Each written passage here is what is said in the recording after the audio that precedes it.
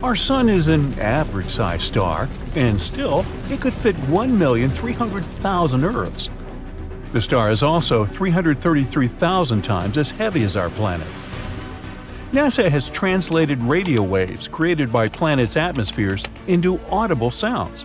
That's how astronomers found out that Neptune sounds like ocean waves, Jupiter like being underwater, and Saturn's voice resembles background music to a horror movie. Here on Earth, it's bebop jazz. No, I made that up. The sun's surface is scorching hot, but a bolt of lightning is 5 times hotter. Earth gets struck by 100 lightning bolts every second, which results in 8 million lightning strikes a day and around 3 billion a year. Ooh, shocking. If you manage to go to the moon one day and see fresh footprints, that doesn't mean there's someone else there with you. Footprints or similar marks can last for 1 million years over there. Because the moon doesn't have an atmosphere, there are no winds, not even a breeze, that can slowly erase those footprints. Astronomers have found the largest hole we've ever seen in the universe. It's the giant void that spreads 1 billion light-years across. They found it accidentally. One of the research team members was a little bored and wanted to check how things are going in the direction of the cold spot. That's an anomaly in the Cosmic Microwave Background Map, or CMB for short. It's a faint glow of light that falls on our planet from different directions and fills the universe. It's been streaming through space for almost 14 billion years as the afterglow that occurred after the Big Bang. So you fall right into the heart of the black hole and prepare for a sad end. Well, you don't have to. Falling into a black hole won't necessarily destroy you or your spaceship. You have to choose a bigger black hole to survive. If you fall into a small black hole, its event horizon is too narrow, and the gravity increases every inch down. So if you extend your arm forward, the gravity on your fingers is much stronger than on your elbow. This will make your hand lengthen, and you'll feel some discomfort. Rather significant, to be honest. Things change if you fall into a supermassive black hole, like the ones in the center of galaxies. They can be millions of times heavier than the Sun. Their event horizon is wide, and the gravity doesn't change as quickly. So, the force you'll feel at your heels and at the top of your head will be about the same. And you can go all the way to the heart of the black hole. This myth is busted. If you watch a very touching movie in space and start crying, your tears won't run down. They will gather around the eyeballs. Your eyes will get too dry, so you'll feel like they're burning. Any exposed liquid on your body will vaporize, including the surfaces of your tongue. Speaking of burning, that's one thing fire can't do in space. Fire can spread when there's a flow of oxygen, and since there's not any in space, well. Once they explode, stars aren't supposed to come back to life. But some of the stars somehow have survived the great supernova explosion. Such zombie stars are pretty rare. Scientists found a really big one called LP 40-365. It's a partially burnt white dwarf. A white dwarf is a star that burned up all of the hydrogen, and that hydrogen was previously its nuclear fuel. In this case, the final explosion was maybe weaker than it usually is, not powerful enough to destroy the entire star. It's like a star wanted to explode but didn't make it, which is why part of the matter still survived. If you ever go into space, don't take off your spacesuit unless you're on a spaceship. Air in your lungs would expand, as well as the oxygen in the rest of your body. You'd be like a balloon, twice your regular size. Good news, the skin is elastic enough to hold you together, which means you wouldn't explode. Small comfort. When something goes into a black hole, it changes shape and gets stretched out just like spaghetti. This happens because gravitational force is trying to stretch an object in one direction, but at the same time squeeze it into another, like a pasta paradox. Speaking of, a black hole that's as big as a single atom has the mass of a really big mountain. There's one at the center of the Milky Way called Sagittarius A. It has a mass like for 1 billion suns, but luckily it's far away from us. If you made a big boom on an asteroid, you'd never be able to hear its loud sound. Yes, we often hear the sound of spaceships and battles in space in the movies, but that's just a myth. Sound is a wave that spreads because of the vibrations of molecules. A person claps a few feet away from you, the sound wave begins to push the first air molecule next to the clap, then the second, third, and so on, until the wave reaches your ear. So, to spread sound, we need molecules like air or water. In our atmosphere, sound waves spread out just fine, but space is a vacuum, so it's nothing here. You can clap your hands loudly there, but there just won't be any molecules that can vibrate and carry that sound. So, to carry on a conversation, you'd either need a radio or really good lip-reading skills. Meteoroids orbit the Sun, while the majority of human-made debris orbits our planet. For example, we launched almost 9,000 spacecraft around the world from satellites to rocket ships. Even the tiniest pieces can damage a spacecraft at such high speeds. Galaxies, planets, comets, asteroids, stars, space bodies are things we can actually see in space. But they make up less than 5% of the total universe. Dark matter, one of the biggest mysteries in space, is the name we use for all the mass in the universe that's still invisible to us. And there's a lot of it. It may even make 25% of the universe. Dark energy makes the other 70% of the universe. That adds up to 100, right? Now, let's look at the moon. It always looks at us with one side. This means the moon has a dark side, and the sun's rays never get there. Well, that's a myth. The whole point is that the moon is gravitationally locked to the Earth. There are days and nights there, too. It's just that this rotation is perfectly aligned with the rotation of the Earth. So, whenever you look at the moon, you only see one side. Although there are days when the sun shines there too, so it's not the dark side, it's the far side. And we even have pictures of this place. And there's one of the biggest craters in our entire solar system, the South Pole Aitken Basin. It's as wide as 2 states of Texas. Yeehaw! One myth that turned out to be untrue is that people have never actually been on the moon. This is the original spacesuit of the first astronauts who were there. Look at the sole of the shoe. Some people claim there's no way they could have left footprints like this there. Actually, they could. On the moon, the astronauts wore extra boots over their suits, and their soles matched the footprints on the moon perfectly. Now, the astronauts didn't need them when they left the moon and tossed them when the moonwalk was over. They left a lot of stuff there, too. They even tossed the armrests of the seats in the lunar module to reduce the weight. Now, counting all the Apollo lunar missions, the total weight of rubbish on the moon is approximately 187 tons, including several lunar rovers, spacecraft debris, 6 lunar modules, and all the experiments left behind. That's like 3 Boeing 737s. Another myth about the sun is that it's yellow. Let's send you into space for this one. You look out the window and it's white. The sun only appears yellow to us through the filter of our atmosphere. The composition of the air and its thickness just distorts the light of the star.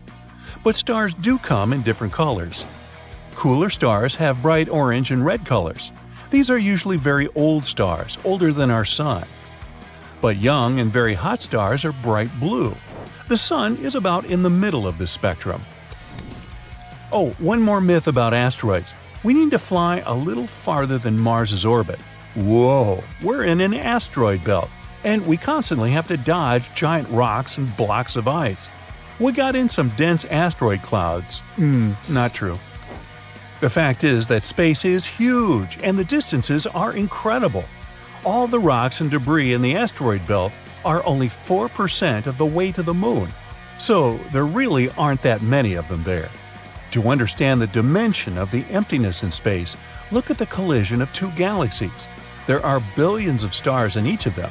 If we mix them up, it's unlikely there will be any collisions even here. That's it for today. So hey, if you pacified your curiosity, then give the video a like and share it with your friends. Or if you want more, just click on these videos and stay on the bright side. Venus has exceptionally high temperatures, hot enough to melt lead. It's the hottest planet in our solar system. with a high-pressure environment and super strong winds. The winds there are 50 times faster than the planet's rotation. It's getting stronger over time, and scientists don't know why. But they did find something interesting in the planet's clouds, a potential sign of decaying biological matter. Could there be life then? Not quite, since Venus has a dry, windy atmosphere and doesn't have enough water for life to develop. Rings around other planets are more common than we thought. Saturn's rings are the most famous and spectacular ones.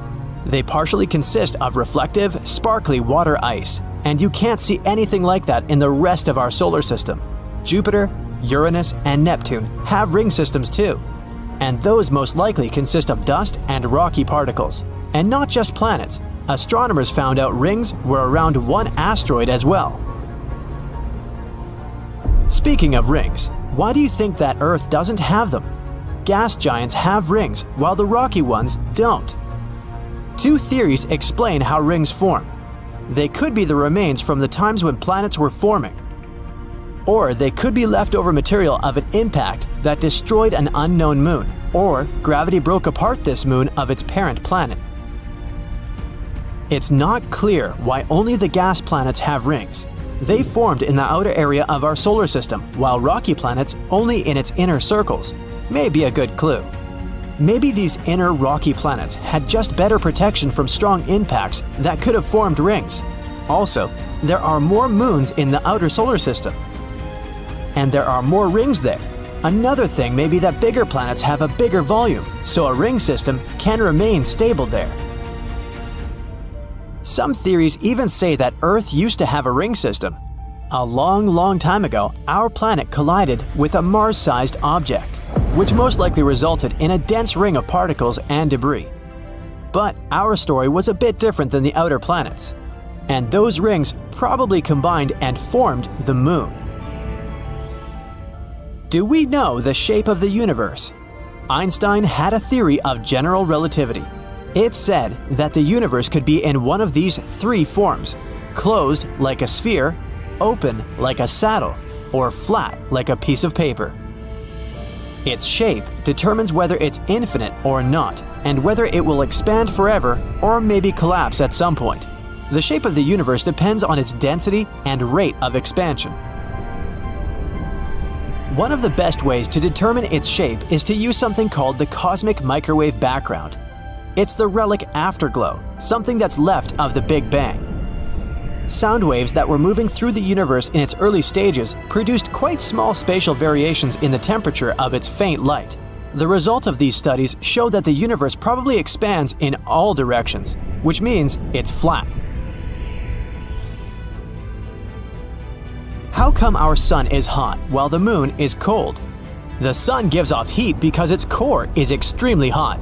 In there, the pressure is pretty high. The hydrogen turns into helium. That's how the sun creates light and heat. The solar light and heat are enough to light up our days on Earth, as well as support life here, even though the sun is around 93 million miles away from us. The moon is not hot because it doesn't have an atmosphere, so it can't absorb sunlight as our planet does. Its surface gets very hot in the daytime, about 210 degrees Fahrenheit, but since there's no atmosphere, the temperature drops extremely during the night to negative 279 degrees Fahrenheit. The sun is hot, no doubt there, but the space around it is very cold. Heat is the energy objects store inside of it. Temperature is how we measure if something is hot or cold. So when you transfer heat to certain objects, its temperature goes up. Take it away, and the temperature goes down. You can transfer heat in three different ways: convection, conduction, and radiation. Convection works within gases and liquids, and conduction is for solids.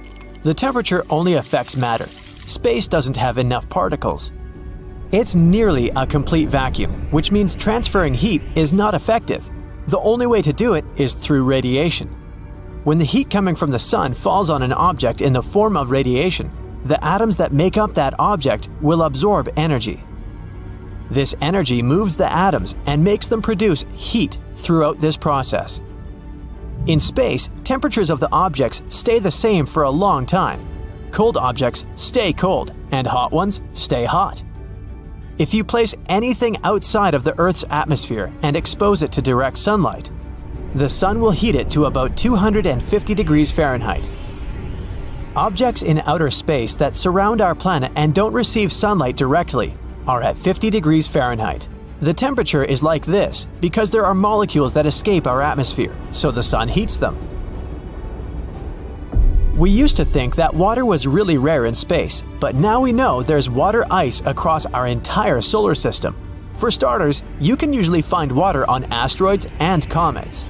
It's also in craters on Mercury and the Moon that are in permanent shadows. On Mars, you'd find ice at its poles, under the surface dust and in frost. It might not be enough to support human colonies up there, but it's still something. Some other bodies in our solar system also contain ice, like the dwarf planet Ceres and one of Saturn's moons. Europa, one of Jupiter's moons, could be one of the most likely candidates we know about that could contain life. It probably has an entire ocean under its frozen and cracked surface.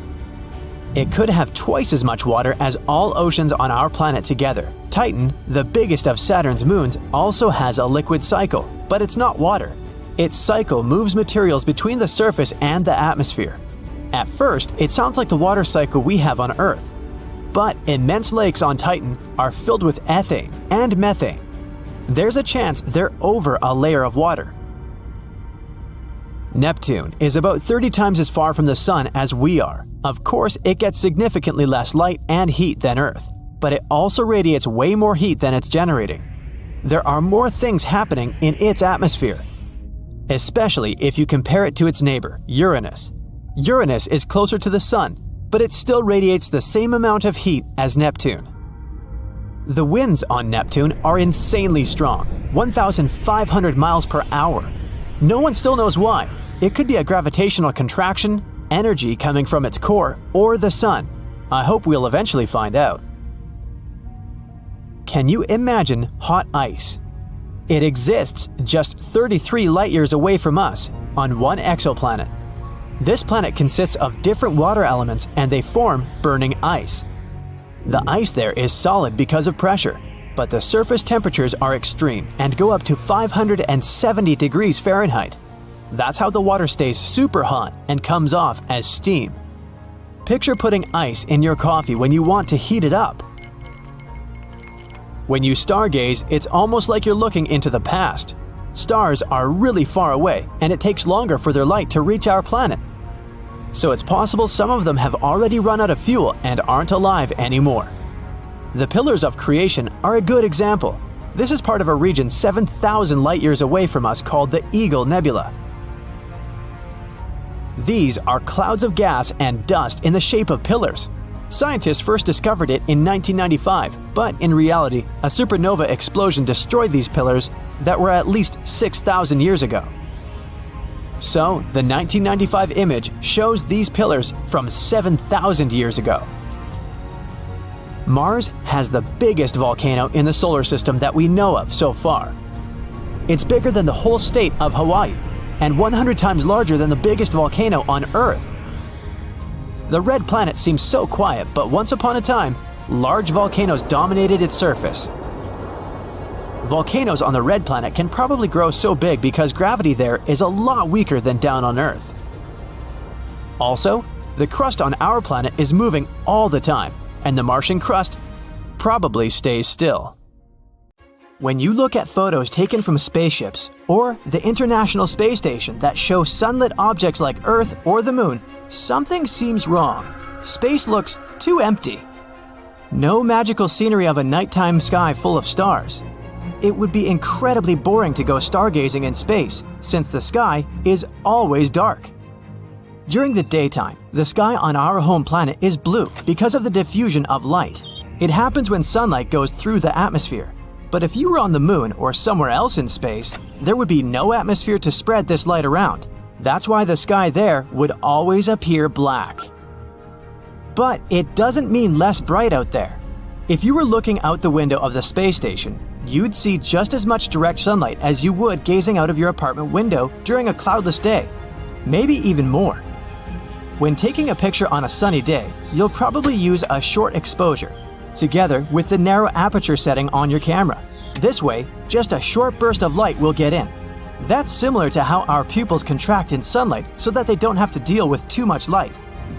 And since it's just as bright up there in space, the process is the same when you take pictures of sunlit objects there. Using short exposure, you can get good, bright pictures of Earth or the surface of the Moon. But it also means there will be no stars in the picture. Even up there, stars are relatively dim. They don't emit enough light to show up in photos taken with such settings. Our home planet has a blue sky that slowly transforms into a beautiful orange-red palette at dusk and dawn. But if you ever get a chance to watch a sunset on Mars, you should expect the opposite, an orange-brown daytime sky that gets a bluish tint at sunset. First of all, Mars is farther away from the Sun than our planet. So, when you're looking at the Sun from the Martian surface, of course, it looks fainter and smaller. And not just that, the Sun observed from Mars is just a bluish-white dot surrounded by a blue halo. The thin atmosphere of the red planet contains large dust particles. They create an effect called Mie scattering. It occurs when the diameter of particles in the atmosphere is almost the same as the wavelength of the scattered light. This effect filters out the red light from the Sun's rays, so only the blue light would reach your eyes on Mars. How come Earth doesn't have rings? All gas giants in our solar system, Jupiter, Saturn, Uranus, and Neptune, have such rings, whereas the rocky planets Mercury, Venus, Earth, and Mars don't. There are two theories about how rings can appear around a planet. They might be just some material left from the times when the planet was forming, or they may be the remains of a moon that got destroyed by a collision with some space body, or torn apart by the strong gravitational pull of its parent planet. The gas giants formed in the outer regions of our solar system, while all the rocky planets are in the inner part. So maybe the inner planets were more protected from potential collisions that could have formed their rings. There are also more moons in the outer regions of our solar system, which could be another reason why the planets there have rings. Also, bigger planets have stronger gravity. It means that they can keep their rings stable after they form. Some experts believe Earth used to have a ring system a long time ago. A Mars-sized object might have collided with our home planet, which probably created a dense ring of debris around it. Some scientists think that this debris formed not a ring, but what we know today as the Moon. There's probably a giant planet lurking at the edge of the solar system, far beyond Neptune. Scientists call this mysterious hypothetical world Planet 9. If it does exist, it's probably similar to Uranus or Neptune and 10 times more massive than our home planet. It's likely to circle around the Sun, but in the outer reaches of the solar system, about 20 times farther than Neptune. Another interesting theory says that Planet 9 could actually be a black hole the size of a grapefruit that warps space in a similar way a large planet would. Even though we once thought it was a rare substance in space, water exists all over our solar system. For example, you can often find it in asteroids and comets. It's also in craters on the Moon and Mercury. We still don't know if there's enough water to support potential human colonies if we decide to move there, but some amount of water is definitely present there. Mars has water at its poles too.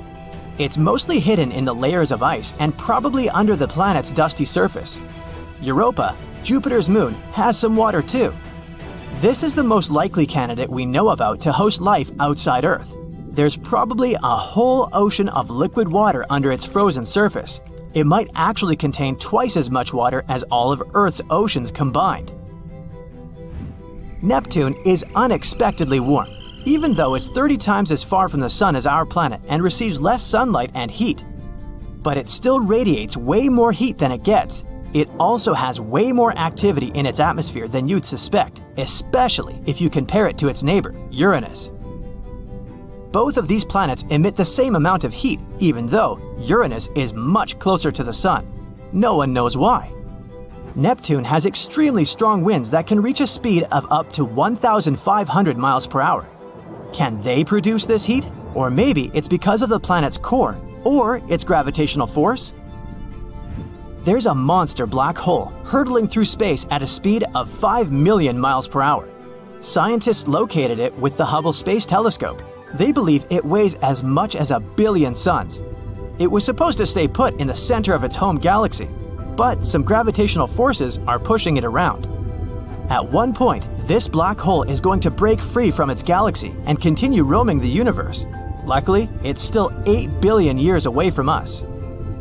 Solar storms are so powerful that they could leave us in complete darkness. Back in July 2012, the strongest solar storm in over 150 years narrowly missed Earth. Coronal mass ejections, or CMEs, are large bubbles of ionized gas. They tore through our orbit back then.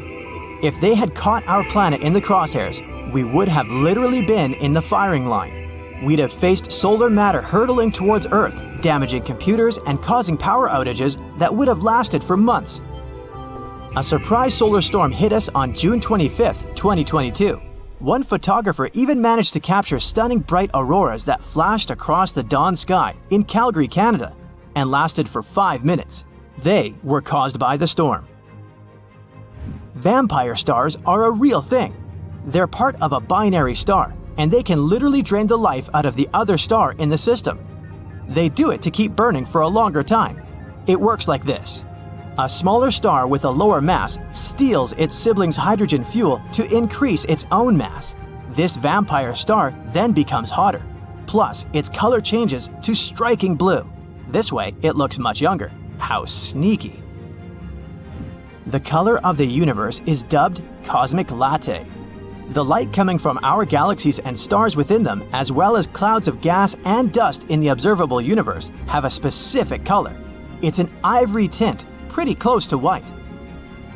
The universe is beige because there are a bit more areas that produce green, yellow, and red light than those that emit blue.